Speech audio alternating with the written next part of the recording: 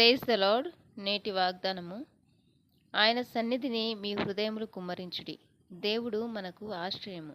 కీర్తనల గ్రంథము 62వ అధ్యాయము 8వ వచనము.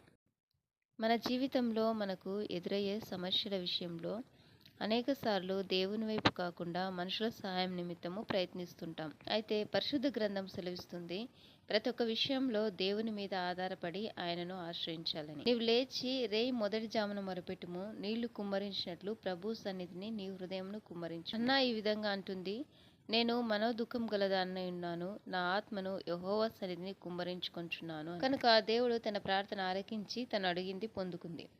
ఒక్కొక్కరికి ఒక్కొక్క రకమైన సమస్య ఉండవచ్చు. వాటిని దేవుని ఎదుట ఆయన సన్నిధిలో ప్రార్థించినప్పుడు దేవుడు మన ప్రతి అవసరం తీరుస్తాడు.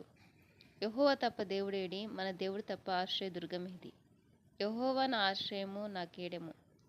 నా హృదయము ఆయన యందు నమ్మకించును గనుక నాకు సహాయం కలిగెను. ఆమెన్.